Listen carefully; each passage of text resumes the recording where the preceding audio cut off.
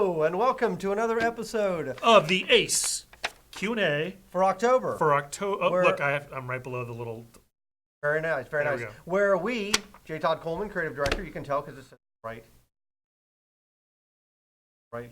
There we go. And I'm Thomas Blair, the design director, and mine's right here, It's blocking really my hard shirt. to do, actually. Surprisingly, my There we hands go. don't move. But anyway, so where we take questions from you, the community, and we try our best to answer them. There was an article that went out last month on Tin Tom Hammer called War of the Gods, marks a major milestone for Crowfall.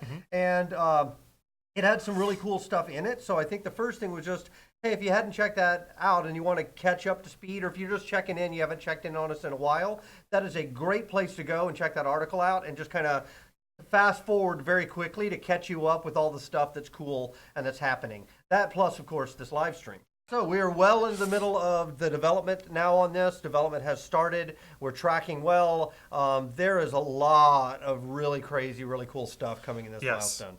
So Design has so many Legos now, and I'm just going to nuts. yeah, absolutely. And Halish is on the other end of the Frostweaver initial implementation, so he's been going nuts. Yep. So we are all going nuts with all the fun toys we have. Yeah. So very, very cool. But we aren't gonna we aren't ready yet to talk about all the things that are really coming in that one. So Yep. we're gonna hold off on that, and that will be the subject of a future update.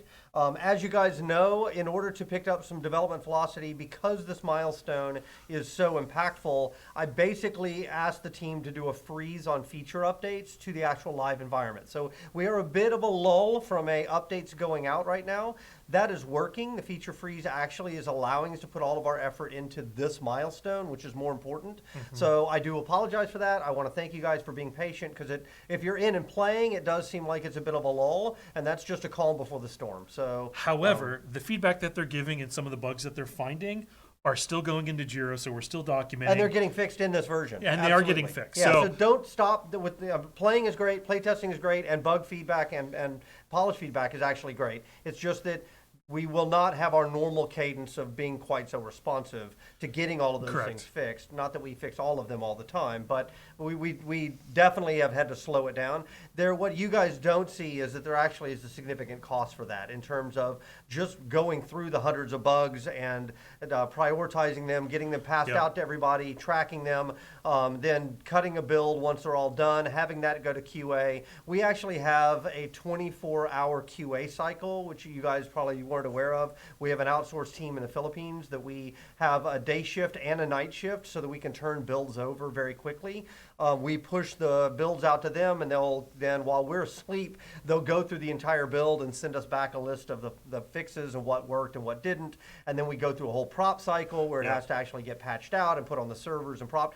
So I'm glad that we did it all over the course of development, because these are muscles that will need to be well flexed by the time we go live. These are all necessary skills for a company to have. Yep. Most companies, kind of when they're on their first MMO, that's a big culture shock to them because they haven't done it, they're not used to it, and they tend to struggle. We, like every other MMO company, I'm sure we will have some struggles, but in that particular area, we are pretty well versed at it. The downside of it is I estimate it's anywhere from a 33 to a 40% drag on the company's overall velocity just running a live service while you're actually trying to develop the game. So that's why I put a feature freeze on it. It doesn't mean we won't do any updates, but I'm trying to absolutely minimize the updates unless it's something that is like absolutely things are on fire. I don't want to touch the live service. So there you go. Yeah, And but very quickly, because in the last live stream, we talked about a potential wipe, and you had me make a forum thread with a poll Yep. asking how people felt about it. And so if people haven't gone to the forums again, you should. But in case they haven't seen the results of that and all the discussions around it, let's mention very quickly that we've said there won't be a wipe ahead of the next big milestone. Yes, because we do know that there will be one at the next big milestone. Absolutely. And so like I said, I was agnostic on this. I could go either way. We do have some really cool stuff that we have coming in terms of catch-up mechanics and stuff like that also in this milestone. There's a lot coming. So But yes, in the current feeling that we got back from the community was, as all things, mixed and highly debatable. However, it seemed like it was more prudent to not do a wipe at this time. Right. So that's where we're at right now. Right. So, So, anyways, back to your previous statement. I wanted to say something. yeah, go ahead. Which is normally all of that happens in your first year after going live. Right, for sure. You And learn all those lessons. the game feels so rough at that point, and you make so many changes, like all the stuff that were bad ideas that really didn't get fleshed out, and you didn't see that they were bad ideas until players started banging on it. We're getting a lot of that now. Yeah, for right. sure. So we've made a lot of changes to systems just based on the feedback of our current player base, which But is great. it is very challenging, right? Because when you guys are in and trying to actually play, and there's something that is critical on the whiteboard version of the game, right? The Yeah. whiteboard version of the game is amazing when I play it in my head. But when you're trying to play the actual version of the game, and you're trucking along on that loop on the whiteboard, and it says, and at this point, caravans. And we just haven't done that yet. It doesn't exist. Right. So instead, we kind of hobble together something that clearly wasn't really intended, like, A well, treasure chest that you pick stuff up, then right, you sell or it for lots let's of. just make every wall cost one knot wood or whatever, right? Right. We kind of hobble some piece together. It means that overall, it just doesn't feel right as a gameplay experience. I mean, you can tell that there are huge chunks missing. So the challenge is we spend a lot of time doing those little, like, well, let's just stitch this together over here, and we'll kind of gumshoe this together over here. We try to MacGyver the whole Right. thing together, and you spend so much time doing that, and then you have to later go and pull that stuff out, that it's just kind of, it just drags you down, right? There's a cost Yep, for that. absolutely. So I just made the call that we needed to actually hit this milestone. We need to hit the dates, and more importantly, we need to get this game out. And to do that, if it meant that we were going to have to suffer on live through a little bit more of bugs and a little bit less responsiveness, then I thought that was a price to pay. And so again, I thank you guys for being patient with that, because I do know that when you're in and trying to play, it can be frustrating. But I think that in the long run, you guys will be more happy if we get this game done than you will be me trying to continue to stitch it together in little ways to make you happy right now, if that pushes the date out further. What else we got? So new campaign is coming. So we've had some comments on the scoring mechanics of the current one saying, yeah, but you should fix this and that and the other. And all I can do with that is refer you back to my feature-free comment that I just made, which is, yeah, I get it. However, it's not an on-fire problem, and I really, really want us to hit this milestone. I really want to get this game done. So my answer to that is, right now at least, a no. If we hit a point where there's enough of those things that have built up that I have to do an update, then never say never, but right now I'm saying no. So there you go. But the next one is coming. It's Satan. October 16th is when it starts, and it ends on November 5th. my Thanks life. to everybody for the war stories. I always at the end make it a point to say please share them. At the beginning I should make a better point to say thank you for sharing them. So I'm doing that now. Thank you guys for sharing them. Those are very, very cool. And I'll go ahead and say it now anyway. If you want to put one up, hashtag it with hashtag war stories and Crowfall Games, so we'll see them and we'll retweet them and we will make you famous. Well, Another thing, that too- last part was maybe a little bit of an exaggeration, Yes. but we would like to share them. That would be really cool. Another thing that I want to mention, if you follow us on Twitter and Facebook, which you should be, thank you, you'll notice that recently we've been using screenshots that have been submitted by the players, and Emily even gives them a little call out on the bottom that says, That's you pretty know, cool. art submitted by, or whatever it says. So if you have cool screenshots from your adventures in the game, please send us those and we can use them. And we will make you internet famous. And it's slightly, because we'll make you Crowfall famous. How's that? Okay, Yeah, yes. I think that's more reasonable. Crow famous. She never stops with the marketing. She Yeah, never stops. sometimes. It's just, it's awesome. That's the word I was going to say. That's actually what I was I was Yeah, thinking it's exactly what you were going I to was say. going to say. Awesome. It's amazing. Begin with Okay, an so A. are we ready for some actual questions? Uh, Our questions first? yeah, okay. yeah, we can do our questions. Okay, so one of the things that came out last time, this will be a good discussion. One of the things that came out last time is that we're adding to the strategy game multiple win vectors, other ways that you Yep. can achieve points to try and win the game. And the question was why? Like, why would you need this? It should just be all sieging and PvP all the time.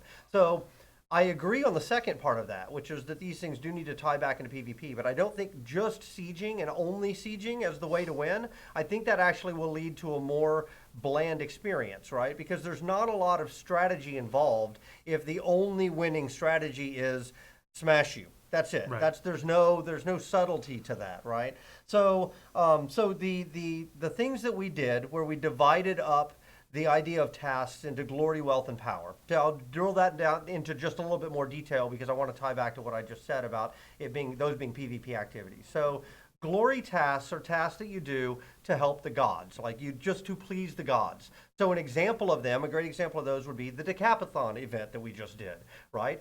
I'm going to go kill my enemies, and I'm going to take their heads back, and I'm going to chip them into a big brazier Right. to Yaga, and Yaga is going to be thankful because I killed these people and give me points. It's not a sieging activity, but it is definitely a PvP activity. And because all of these things are going to require you hunting and looking for things out in the PvP areas, they are all, to one degree or another, PvP activities. The wealth activities, right, are about building things. That could be harvesting, crafting. It's also city building and things like that. Because the building materials and the resources that you need are out in the PvP zones, those are also PvP activities. Specifically, the building ones are going to be tied to the caravan loop, and the caravans are definitely going to be high-risk PvP activities.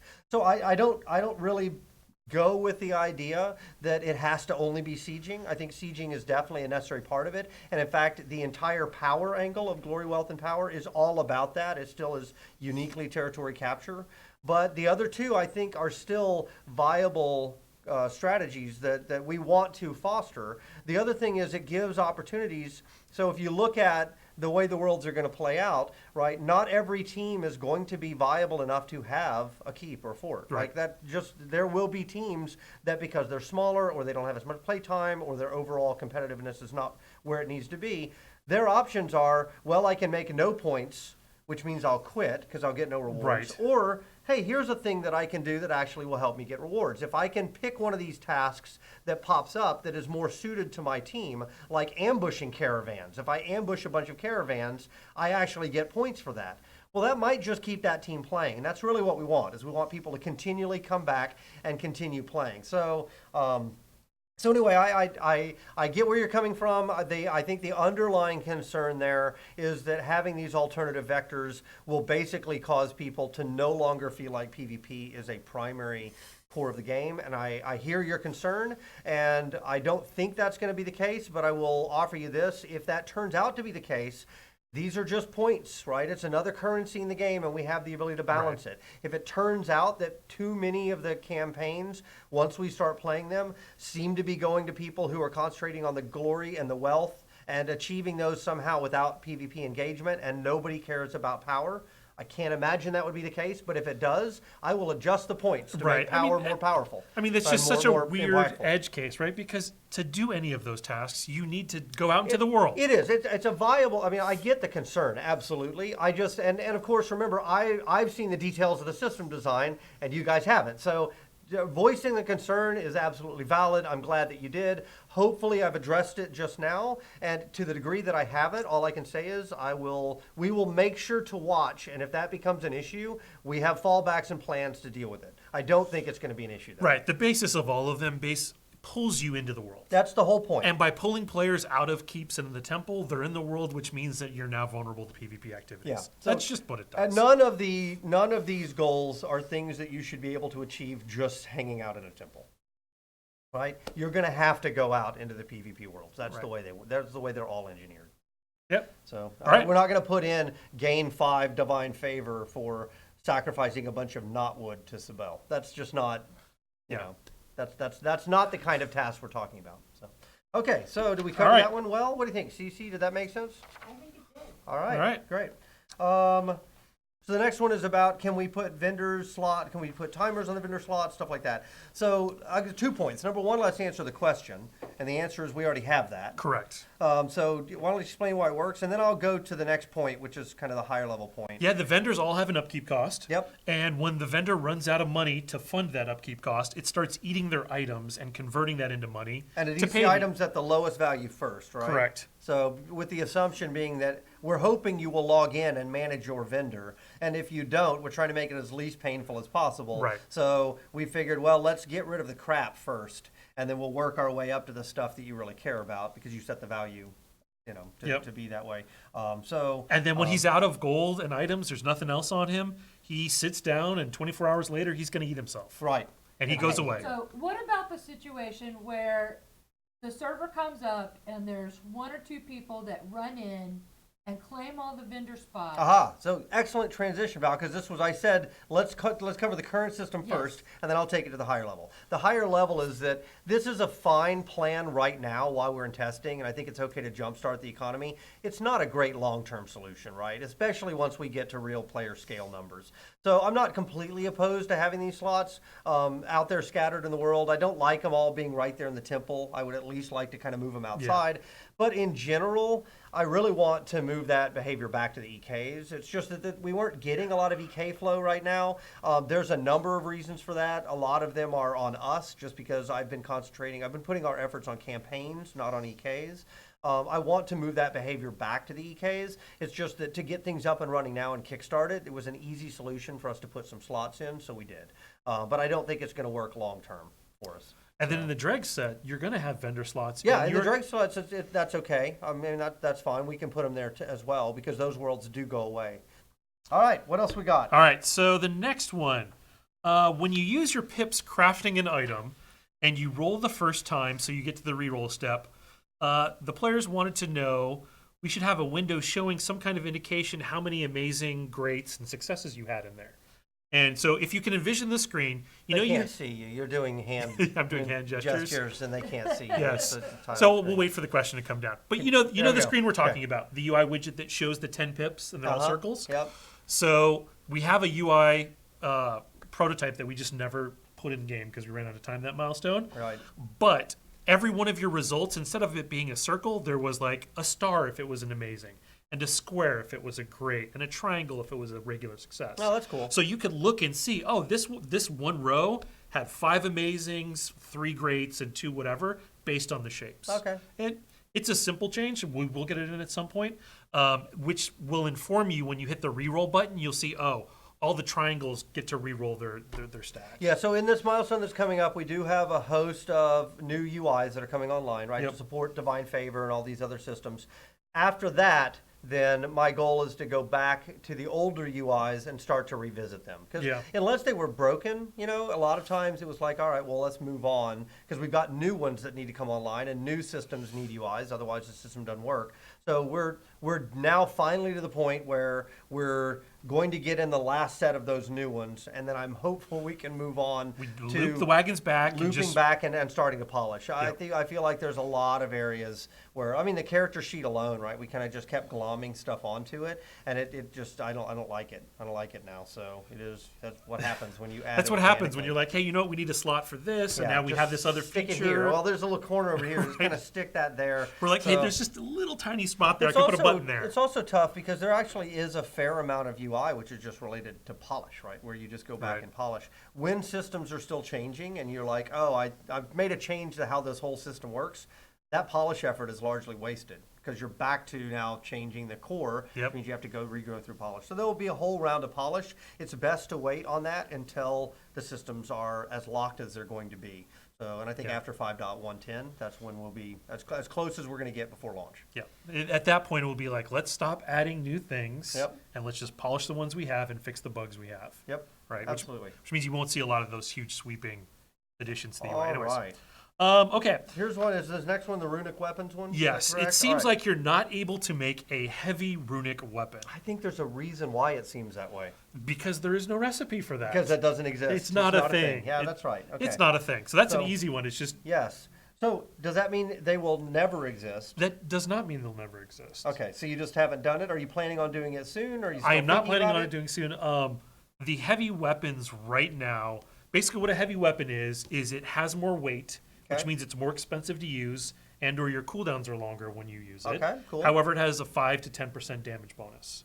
So for classes that don't rely on resources much, it might be good for like an ambush assassin, for Yeah. example.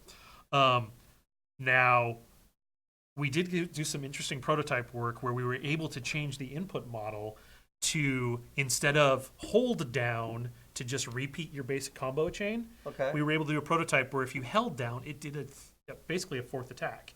It did a heavy attack. Right. No, I saw that. You saw I that demo, Yeah. right? Yeah. I haven't pushed further than that out of demo mode, but some point in the future, it may bear some fruit. Okay. It's nice that we have that stuff in and we were able to do a prototype. We're like, hey, can we actually make weapons have different input modes. Yeah, that's true. Right, That's which true. makes That's it cool. feel different. It's different than a statistical game, right? Normally you're like, oh, hey, it does 5% more damage, whatever. It's just numbers. Yeah.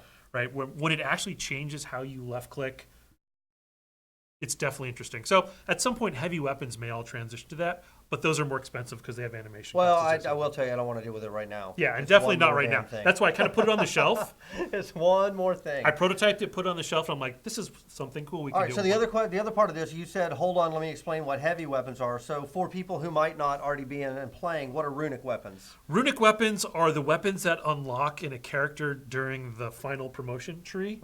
They have another gem that can get put in them. They have basically they have 3 more subcomponents So that can they're go in the them. best items in the game, Pretty right? much, And, yeah. and can you find them on loot? The schematics to make them are loot drops from the bosses in the game. But how are they created and put into the game? Was a leading question. Do you mean, Crafters. do you They mean come by from- me or by a crafter? By the players. Okay, by Was the a players? leading question, which is they Yeah. come from crafters, right? It creates a loop between the crafter and the killers where the killers are out killing bosses and things like that. And they'll bring these schematics back and give it to the crafters. The crafters will turn those schematics into runic weapons, and that's some content for both types of players. Cool. So, good stuff. So in line with that discussion, Yep. Galvia asked, related to this, is it intentional for offhand weapons to essentially be stat sticks currently? Yes, The damage ranges on them are not used for any skills or abilities. we did not try and attempt to tackle the offhand damage being added to the main hand damage. Yeah, it's a balance nightmare, right? I mean, eventually, if you allow that, then why would I not do it, right? Right. I mean, in our system right now, at least, you largely don't have a choice. You have to do it because Right. you hold 2 weapons, Right. right? That's something that I would definitely like us to fix. It will not be something that we can afford to do before launch. Yeah. But I would like to get in alternate weapon styles for the different characters. And you know what? It all goes back to the archetype race class split. That is correct, right? Right, And that's- because those weapons, while they're 2 weapons, 2 objects right now, at one point you remember they were paired. Oh yeah, we've was gone one back object. and forth a couple times, right? The race class split is still to this day. I had somebody bring it up this week as, holy geez, that was an expensive change and time consuming, and it's true. I still believe that it was the right answer, but we shouldn't underestimate the cost hit associated with it. It was Yeah. a big one. Okay, you ready to go on to the next question? Yes, The next one is about minors. It's a fairly insultingly worded question. I know. But not a bad question. Right. Oh, they took out the insult. It actually, the Oh. question on ours says, minors currently seem like hot garbage, garbage. which is fantastic. So here's the thing. They're not necessarily wrong, though. That's the thing, is our minors do need a pass. I'm not going to say they're hot garbage, but the minors definitely do need a pass. The minors and the majors, I think, both need a pass, right? Well, you are correct. However, I think there were some circumstances that were leading to that, which is most of our minor disciplines, and a character can have 3 of them if they purchase them, were they have passives on them. Oh, actually, yeah, back up one sec. So let's, again, I'm trying to remember to do this so disciplines is basically our subclassing system. It Yep. is a way to add additional powers and activities to your character and passives, passive powers and things like that to your character they're not racially specific or class specific. So For the most part, there's some couple there are a examples. few, but Yeah. generally speaking, they're kind of for a cross section of different types of characters.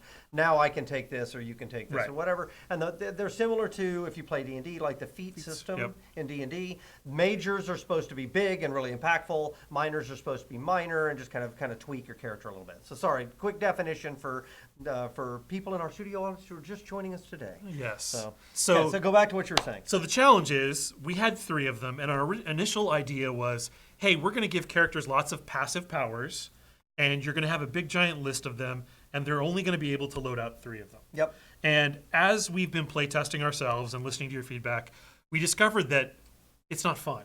Right. I Right? don't think it is. No. The fact is, we give you all these passives, and it basically means you will only ever load out the best 3 in the game. People do the math and they boil it down to the best 3, and it just is like there's no choice there. Right. Right. So what I've done in part of 5.1.10 is when you load out when you equip anything that gives you a passive, the passive just goes on you. Okay, so you So don't have to load it out. There is no more loading out of passives. Every single passive, and we've kind of been going this way. All of the promotion capstones in the talent tree, those were auto loaded out, and we're like, this is just a better system. Yeah. So there is no more choice there. Yes, that means we need to come up with something else for the humans because So they we got need a to bonus. move that choice now. So to me, the thing that's missing in the system, and this is what I constantly bring up, is I want there to be so many good choices among the massives and the majors and the minors that I honestly don't know which one to take. The feat system in D&D is great. I use it as an example all the time. Is if I take Shield Master, it fundamentally changes the way my guy feels, right? My guy actually feels like a different type of fighter. Now, giving that up, though, or taking that means I cannot be a mounted combatant. I just can't also take Mount Master effectively. So I'm having to make these choices, and they're all so good that it leaves me with a feeling of a kind of excitement. You're left with this nervous excitement of, I want to try this. No, now I think this is a better one. I want to try this. And we need to get that, and we're just not getting that feeling right now. We weren't even out of getting to our the point minors of and hard majors. choice, though, because all of the minors gave passives. Right. And you couldn't, those passives weren't as good as ones coming from majors or the classes. Yeah. So it meant that there was no choice there. That makes sense. Now, however, there will at least be like, oh, hey, you know what? I might take that minor because it gives whatever, and it automatically does its thing.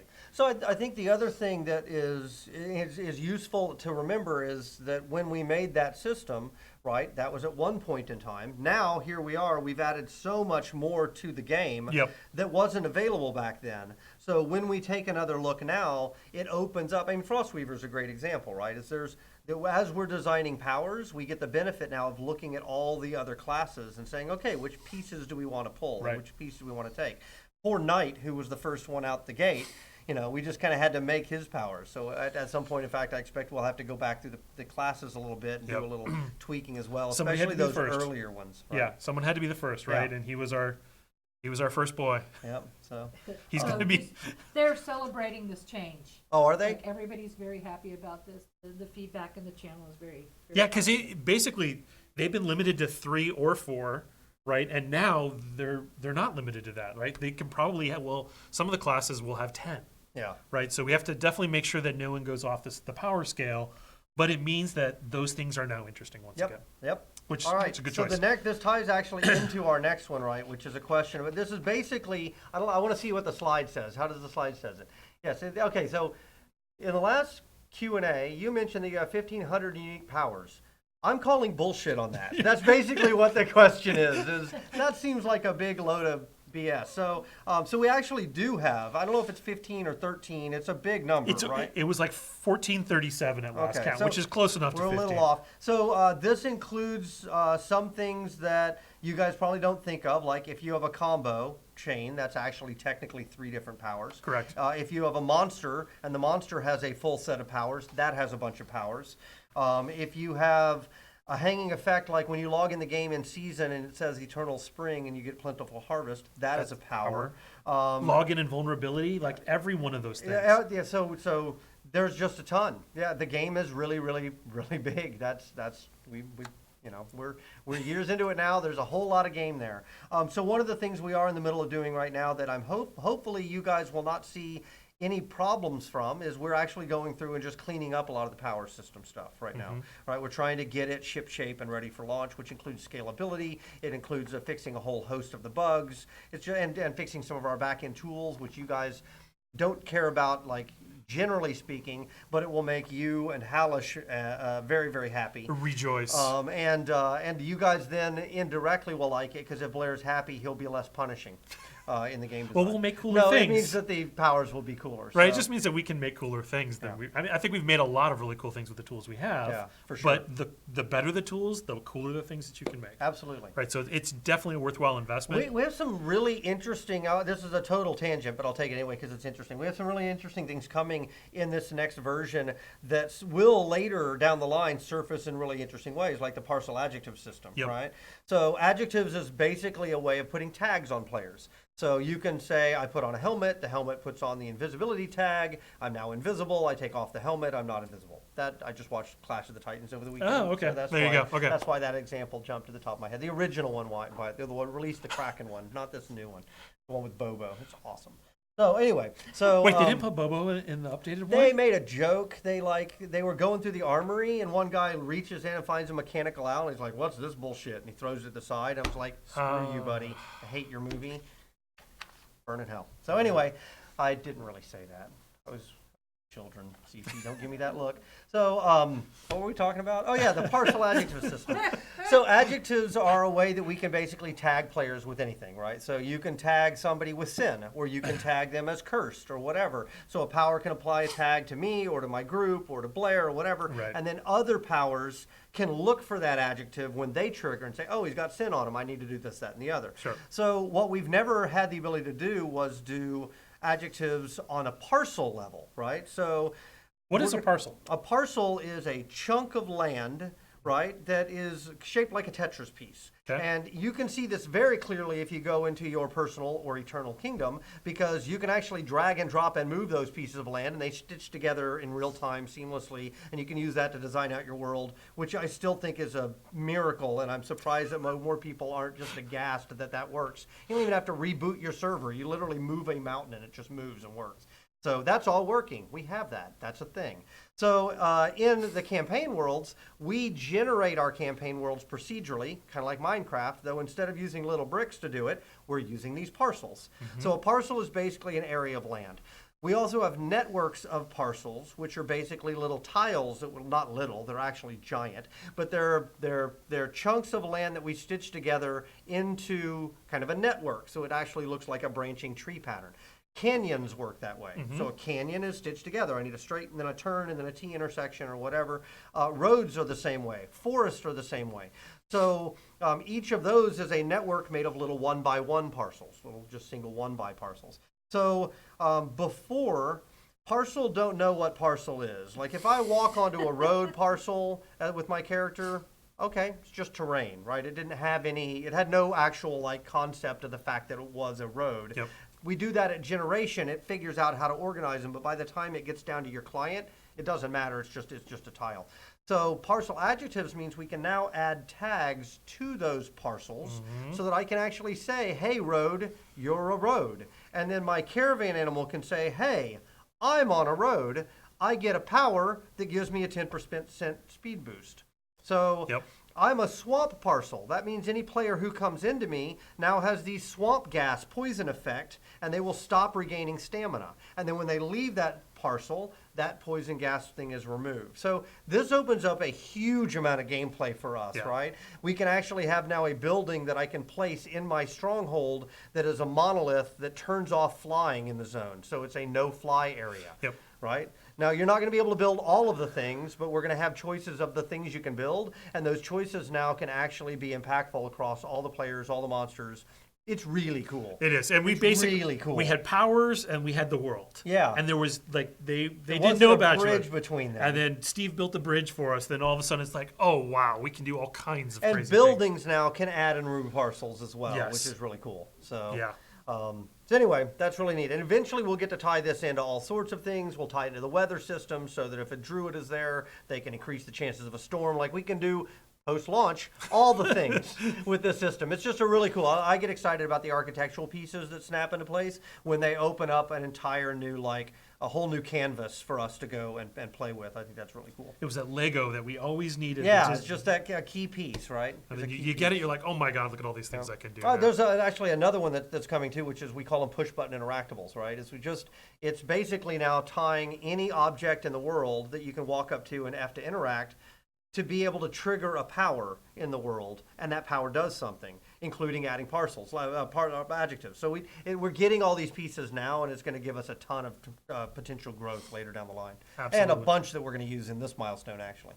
So anyway, total tangent, but Yep. I thought you guys would think it's cool. I think You it's seem cool. very excited about it. I am I- super excited about it. It Yeah. actually is really, really cool. Because it basically makes it also internally, right? It means that now if Blair and I cook up an idea like we want to put a poison swamp effect on the swamps, we don't have to go back to engineering to do it. That's what's really cool about it. We can just rig it up ourselves. We can just do it ourselves. And, know? and again, when you're trying to make the world like a giant toy, it's a giant playground that you can play in, and all these little things that you can click on. The ability to click on things and then do other things Yeah, is really is pretty huge, cool. and it's gated by design imagination, really, or engineer walking in, hey, wouldn't it be cool if you did that? And be like, yeah, I can do that now. Yeah, exactly. Without asking for anything, I can just try and prototype it right now. So it opens up a whole bunch of the world actually being fun. Questions Twitch from our audience. Twitch audience. What you got? Okay, Soul Reaver says or asks, can you explain or elaborate your business model? After the initial big influx with people buying the game, how are you going to ensure an income so that the game will last for a long time? Also, have you revisited VIP? Elaborate, please, if yes. Yeah, so we have revisited VIP, and we're going to actually, we've been talking about how and when we're going to announce that. So I can't announce it yet because Cece will stab me. She'll actually has a pen in her hand. She will walk over here and stab me in the neck to keep me from talking. So, but we will actually, we'll talk about that very soon. I agree with you. I think making money over time so that we can pay our people over time so we can keep making the game better over time. That's a good goal. We have goal congruence. We have agreement on the goal. So VIP is one part of it. Micropayments is another part of it, though. As you can see, we've really moved away from that since Kickstarter. We kind of pulled anything that resembled the original Kickstarter bundles off of our store. The only way you can get those now is to go through like Marquee Dragon or one of our The kind of trusted official traders. trusted traders, which you should. That's cool. If you're interested in one of those, go check those out. Those are pretty neat. In the long run, I think that we will rely more heavily on things like skins and stuff like that. We actually have some of the art for this done and already in the game. For example, the War Tribes, right? They clearly are rigged up to be working characters. Right. I could technically put Iroquois skins up in the shop right now, and you could go buy them, and you would own them, but they wouldn't quite work because there's no tie to actually let you apply that to your character. But we'll get that kind of stuff. So eventually, we have ideas for this stuff. It'll be the same kind of stuff that other games do. We just have to be very, very careful that we don't let it be pay to win. We are a competitive game, so we need to make sure that there's a nice little firewall. There's a lot of confusion from people sometimes about what pay to win actually means. Okay. So when we say pay to win, what are we saying?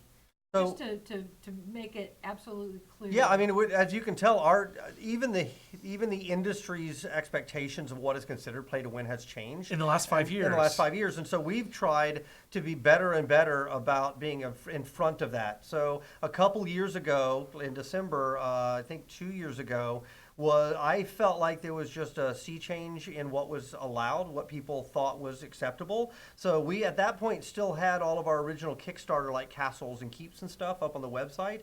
And so I walked into Gordon and just said, I know we sell one of those every now and then, and it's going to hurt us on funding right now, but we need to pull those down because I heard some users talking about it, and they said, hey, building my EK is something that I care about. It's a big reward, so I don't want to be able to go and just have somebody buy that. And I was like, well, okay, I can see that. I mean, I didn't see it as, it's certainly not like selling something in a campaign world, but I also don't want, it's a balance, I guess. The tough thing is this is a hard question, right? I mean, at the end of the day, we know clearly this thing over here, which is I can buy a magic longsword that does 5,000 points of damage per hit. That's obviously pay to win. Right. That's not even in consideration, right? That's way, way out there. Over here, though, you've got stuff like that. Like, can I buy a cottage for my EK? Well, it's not a campaign world, and it's not really giving you an in-game benefit. So, and most people see it as housing, so that seems like that's okay. Right. A $2,000 version of that's starting to seem cash grabby, and so this is a very, very challenging question, Val. Right. And because even answering it as I am right now is just asking, it's painting a target on my back, right? That some people are But going you to already disagree. have a target Of on your course I back. do, but some people are going to disagree for Yes. out of whatever reason. So ultimately, we're just going to have to make the call as we go through and talk about each one. We're going to debate each option out and say, skins. Is skins considered pay to win? Most people don't seem to think so. So that seems pretty safe. So I would imagine that we'll end up doing that. But a skin that gave you 5,000 hit points. That was clearly Yeah, right that out. is it. Right? I No, For mean- sure. Not in my Absolutely. tribe. Right? Yeah. That's not a skin. So, we will be making announcement back to the larger question is what's your overall pricing model and has it changed that much? So, things that we still feel strongly about is we do like having an upfront purchase price because if you don't have that, you are literally opening the door for bots and gold farmers and people just shouting on your channels and all sorts of griefing. So I like having an upfront purchase price. I'm not opposed to some kind of free trial, but if we do a free trial in the future, it'll have to be limited in a lot of ways to basically keep it from spilling over to those things I just mentioned. I like VIP. I've always thought VIP was pretty cool. We made it optional, so we'll try and strike a balance to where people think it's really, really valuable, but at the same time, people who just can't afford it or don't buy it still feel like they have a very full game experience. We'll use the best judgment we can. We hear the concerns. We agree with a lot of the concerns. Some of them we think are a little farther out there. So we'll have to find a balance that works for you guys, works for the community, and also a balance that allows us to stay in business. I mean, ultimately, we do have to sell something. That is accurate. Yep. Okay, so moving on to an entirely different subject. Fizzer Hacks said, I left some feedback on the forums about heart and lung drops from the war tribes, or lack thereof. Is there any love coming to this with the next patch? I didn't see that post, but Why are you That is laughing? hilarious. It's just listen to that question. 'Cause You know, it- I was hearing about these heart and lung drops that you have in your game where well, it is kind of funny that we went so far as to put in grave digging and necromancy as a and we thing. just think it is normal, right? So And- we just think of it as a normal thing, but it's true. Is that is a bit. But the question now is why can't I walk up to a rando and just rip his kidney out, Val? Why aren't you letting me do that? That's a valid question, actually. If we're gonna Go go for so the far, eyes, Boo. Go for if the we're gonna eyes. go Yeah. so far as to put it in a grave, why would I want a fresh one out of the war tribes? So what do you think? Yeah, so I could see that as being a skinning loot drop. We could add to the skinning table while you're skinning Yes. the war tribes. Do we want to allow skinning of war tribes? It's pretty gruesome. it, But we do have beheading as well. where so. is the line? I- Right? The question is where the line? Like in Ultima Online, they had skinning other players was a thing for a while. Oh yeah, you could make jerky. And you could make jerky out of the body Yeah, parts. you did. Now, that didn't last very I didn't long. think there was a line, but apparently there is, and I think Raph found it. And they pulled that out, I want to say, an update or two Yeah, afterwards. cannibalism does seem like it's a bit passe in Right. our culture, culturally unacceptable. And then, I What do you think, Cece? Where do you stand on cannibalism? I'm going no on that. You're against. What do you Okay. call it? Long pork? Isn't that what they call it? I think don't. So, yeah. I'm going to start NUO? scooting this way. No, I'm no, getting a no, little no, worried. Cannibals, I that's don't what they know. refer to human flesh as. I don't. So the question is, where's the I line? don't know. Like Yeah. other games, they don't let you skin humanoids at all. They just draw the line because Yeah. it's two people like. So I don't know. That does. Yeah, it seems like that might be a bit too far, but we can talk about it. Yeah. Okay, so I have a question from TeacherMan33, who I have not seen in our chat before. So if you're Welcome. new, Thanks for joining welcome. us. Welcome. And TeacherMan33's question is, any progress on guild banks? Any chance of them coming with the big milestone? that's So being you worked won't on? like the progress that I had. I think I talked about this last time, but I actually thought we could stitch it together. Like, oh, well, here's a thing. Let's just go and put like a container node into the building, and they can stick the chest in there, and then they can just fill the chest, and they can control who has access to their EK, and so that'll work. And we tried that, and it kind of worked, except if the server reboot, all the interior object, all the items stored were lost. Yep. So by kind of worked, I mean it didn't actually work at all. So we pulled it out. It gave you the illusion of working. I know, and just last week I actually raised the question, could we do the same thing with vendors? Like, okay, well, let's just give them a vendor Right. that they can put stuff on, and that'll clearly work, but that didn't solve the problem. Vendors are only one person can take the stuff on and off. It didn't allow them to Right, there's no actually guild have discount. There's no guild. There was no way to do guild. So that one didn't work either. So the short answer is I don't have an easy stitched together solution for this. So it's in the pipe. We'll get to it when we get to it. I don't actually know what this. I think there's something coming in .110, but I actually don't know. I'd have to go and look. It's not it's one of those things where I get that if you're playing the game right now, it's a gap, like I said on that whiteboard. It's a big hole. But just because it's a hole doesn't mean that it should take priority over the other stuff like the victory system, right? Like the strategy game system. So we will get to it. I recognize that it's a problem. Okay, so we've got just a few minutes left. Okay. So before we sign out, let's talk about the upcoming campaign and Okay. the upcoming event. Okay. So apparently the upcoming campaign is named Satan. Yeah, according it to was- Debbie Sue. It was Satan. I thought it was Satayan or something Yeah, like we that. mentioned it earlier, Yeah. but for people who've just It joined starts, let me repeat those times again. So it begins on Wednesday, October 16th. It runs through Tuesday, November 5th. which It's on the means screen. There you go. Which means it will be running over Halloween, the spookiest of campaigns. Evil. Yep. And this last one was, this last campaign was, at least the North American was very, very dicey, right? It was actually the tightest, I think, score that we've seen coming into the end, which is pretty cool. So Now let's explain that the Satan is not a trial of the gods, and it's not a sanctioned campaign, so there's a difference. So you're playing for glory, wealth, and power, and not prizes. well, that again, this falls onto because I can without even reading it, I can tell the response is, well, if there's nothing in for me, what am I going to do it? Here's what's in it for you. I'm trying to get this game done, and so because I'm trying to get this game actually done and shipped, I don't want to spend all of our time trying to make the current experience, which has massive holes in it, as functional as possible. We need to get the actual game done. So yeah, I get it. We're in a feature freeze. It means that the campaigns will not be as impactful. However, I still think that there's a lot of cool to be had there. I think there's a lot of fun to be had, and the feedback that you guys give us is still invaluable. Even though we can't move on it immediately and get it out to you first thing next week, when you guys find the issues, it does mean they can get into the pipe and then we can get them out. Yep. There And you go. speaking That's of our killing- Halloween message for you, CC. And Killing is speaking its of own killing, reward. that's a good That goes segue right in the to. theme. There you go. So what's the next thing that we need to talk about? I didn't know if we were talking about that or not. Are we we talking are. about that? Yes. Okay, Do we have a so- slide for it? Do you have a slide for it? All right, Eh. we're gonna bring it back. It was so popular. We're gonna bring back. It's the Decapathon 2 Electric Big Boogaloo, Boogaloo. right?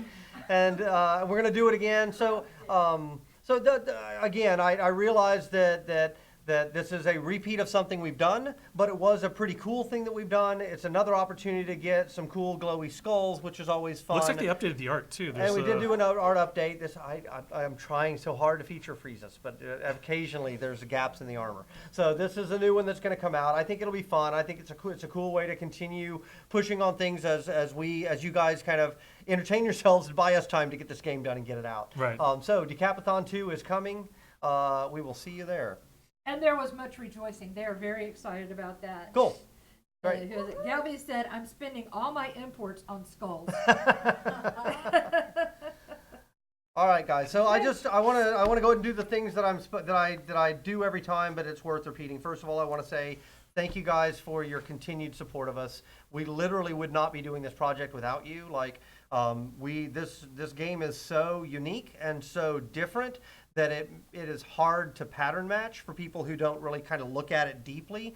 So the idea of going out to a traditional publisher and at the beginning of this whole thing, when when it was just a vision and a dream and saying, here's the crazy idea we're going to do, that would have been pretty challenging, I think, to find the right partner for that. Now we're further along, so I'm actually feeling like the vision is starting to get there. But you guys didn't have the benefit that we have now of seeing where we're at. Way back at the beginning, you trusted us just on a dream and a little bit of prototype. So I want to thank you for that. So you may have made all the difference to us. That's why we do these every month. That's why we'll continue doing them. That's why we hang out on the forums and on social media and stuff like that. Is we put our connection to you as one of the biggest priorities that we have around here. So, and we couldn't obviously do that alone. That would be a very boring conversation. So thank you very much for continuing to play and continuing to support us and continuing to give us your feedback. And there's some Twitters and Yeah, there's all the Twitters and things. and the for social media tweeting things. And Facebooking and stuff. Twitch TV. You're clearly watching us now, so that's I where think it you is. can probably find us. But are you following? If you're not following us, You should follow click. us because we're very funny people time to time. We put out humorous things. Also, War Stories, I'll just put in one more plug for that because it is really cool. That always makes me feel good, like on a weekend or whatever, when I see one of those go out and I have a chance to see players just in the game that we've made playing and having a good time. That's really cool. So please keep those coming. Tag them, hashtag War Stories, so that I will see them and I can smile. All right. Anything else? Are we good? I think good? we're finished. Yeah. All right, guys. Thank you very much, and we will see you next month.